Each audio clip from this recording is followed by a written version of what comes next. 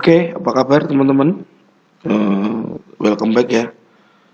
Kita akan mulai lagi dengan analisa mingguan. Nah, kalau kita lihat market mayor pair seperti Euro, USD, ya ini masih ranging, bolak-balik di antara support dan resistance. Begitu pula dengan pound sterling US dollar, ya, pound sterling US dollar. Kita bisa lihat bahwa market masih bolak-balik saja. Belum ada significant move. Sama juga Aussie. New Zealand juga tidak jauh berbeda. Nah, cuman di New Zealand, ya, mari kita berharap market naik dulu ke sini, ke area supply merah ini, yang ada tanda lingkarannya. Cuma ternyata dia belum mau masuk ke sini ya teman-teman ya, malah turun dulu. Jadi saya putuskan next week, minggu depan, kita akan buy di area ini.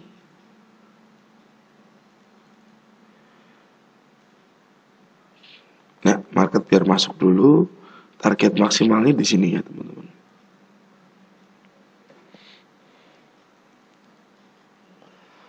Target maksimalnya di sini. Nah, lalu target terdekatnya di sini.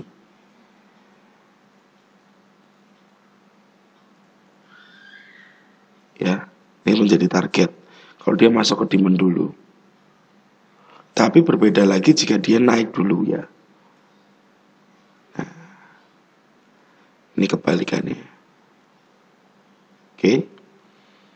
Jadi saat Anda mengetahui ada demand dan supply yang menghimpit price, Anda bisa lihat dari polanya. Pola pergerakannya market dan momentumnya seperti apa. Dari sini kita lihat polanya dia memadat, turun pun seperti dia mau memadat, jadi swingnya mungkin besar-besar. Jadi kita nanti bisa putuskan untuk buy di area ini.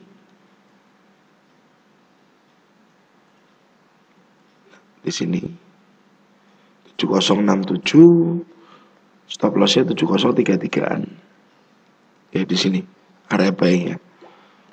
Karena market juga masih ranging. Euro kalau kita lihat sebenarnya ini demand sudah retest. Di sini pun ada demand. Demand ini berasal dari sebelah kiri jauh juga.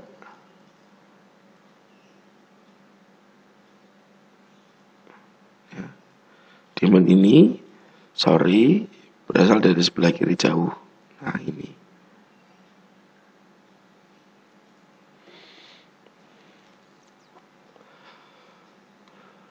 Nah, ini next target turunnya market.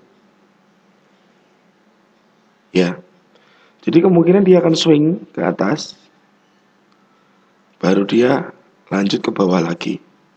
Nah, seperti ini. Kita mengikuti dari polanya ini, momentumnya ini, wave-nya. Nah, di mana mungkin area supply di area ini dan di sini tetap di yang pink. Jadi kita punya dua area supply untuk euro.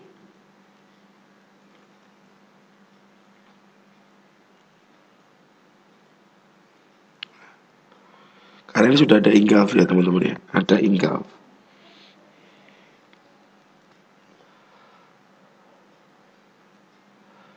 Engulf lalu dia balik ke atas, atau engulf lalu dia turun. Turun itu ada dua kemungkinan lagi, break ini ya, break next target turun ini, lalu pullback lagi ke atas. Itu menjadi skenario yang berbeda lagi. Jadi namanya price action, kita melihat kemungkinan apa yang dilakukan oleh price itu sendiri. Ya, gerak-gerik apa sih yang dilakukan oleh price itu sendiri? Merespon demand dulu kah, atau supply kah, atau hanya sekedar merusak market struktur? Ya, saya harap teman-teman bisa mengidentifikasi itu nantinya. Di euro dari sini kita tunggu pullbacknya ke area supply atau tunggu breaknya demand di next target turun ini. Oke. Jadi New Zealand kita punya level buy. Euro karena ini zona sudah nggak fresh, ya zona sudah nggak fresh. Sebaiknya kita bisa nunggu engulfnya aja. Atau kalau Anda mau buy, kita harus mengirit resiko ya di area ini.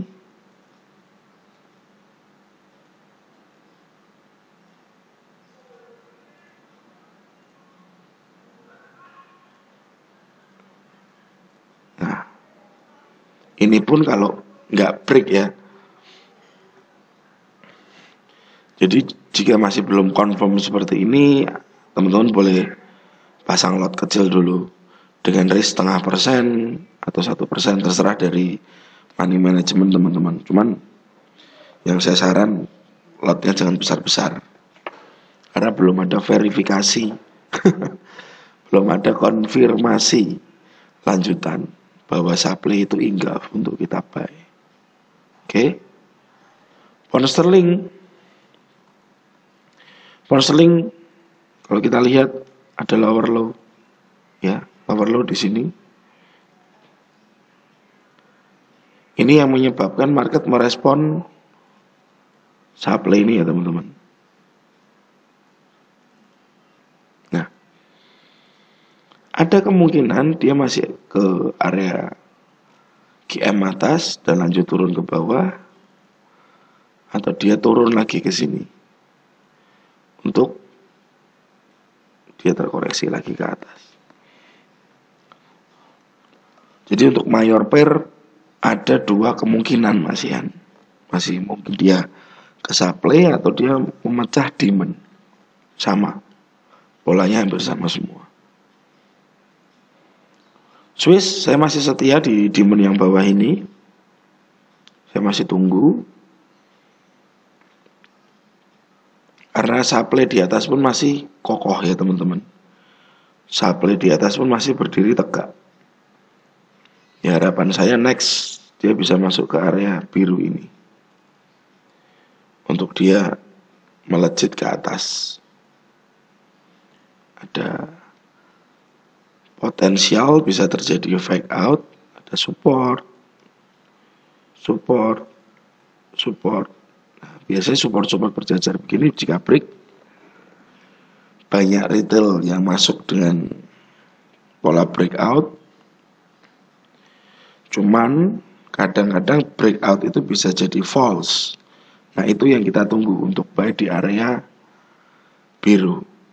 Kita menunggu terjadi false breakout. Aussie saya belum ada plan lagi karena demandnya sudah disentuh. Plan yang sementara saya keep masih plan lama, ya, yaitu saya akan tunggu supply ini.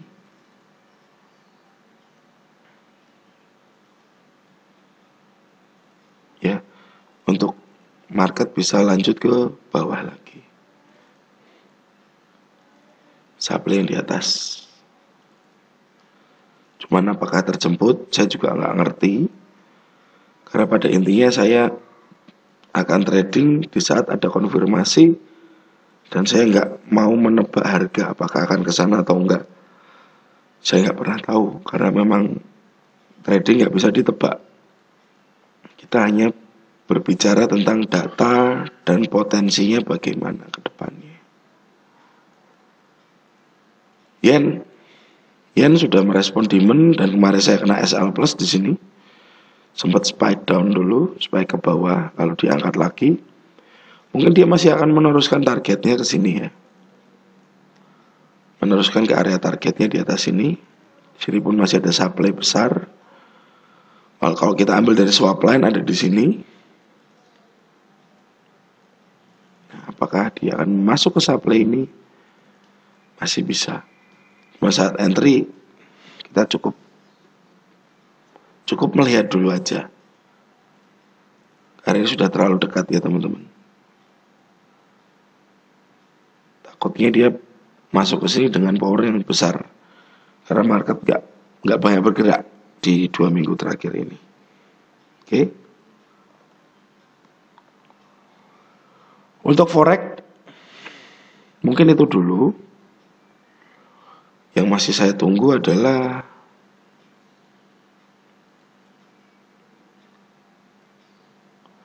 pound sterling Aussie. Ya, pound sterling Aussie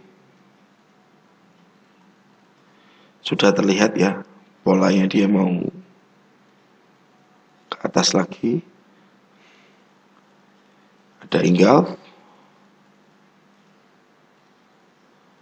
Saya akan tunggu price drop ke area ini untuk dia bisa lanjut ke supply yang ini. Ini areanya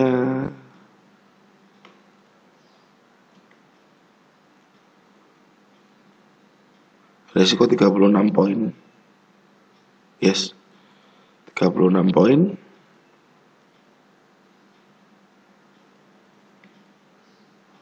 Ya. Ada HH, higher high dan ada engulf. Bagaimana pullbacknya nanti tergantung dari pasar. Harapannya sih bisa masuk ke area abu-abu. Kalau di zona merah ini untuk saya buy terlalu agresif.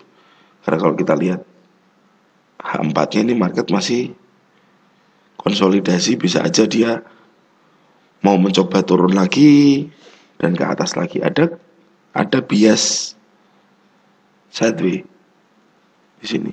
Ada bias sideways. Oke. Pound sterling Aussie kita concern di area buy.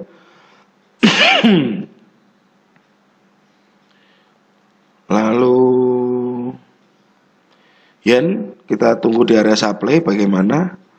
Aussie supply, Swiss demand, pound sterling ada supply ada demand, euro ada supply ada demand juga. New Zealand saya concern ke demand. Oke, kalau gitu tidak perlu sering-sering masuk market teman-teman. Cukup 5-4 plan lah seminggu. Dan kalau bisa plan yang terbaik yang diambil dengan konfirmasi yang lebih. Gak usah sering-sering masuk market. Saat Anda sering masuk market, potensi kegagalan menjadi lebih besar. Ya, biasakan marking di semua time frame, kalau bisa di semua pair. Tapi untuk entry-nya cari konfirmasi yang terbanyak. Dapatkan ya kecil untuk mendapatkan ya besar untuk entry-nya Anda. Oke, thank you. Have a nice weekend dan God bless.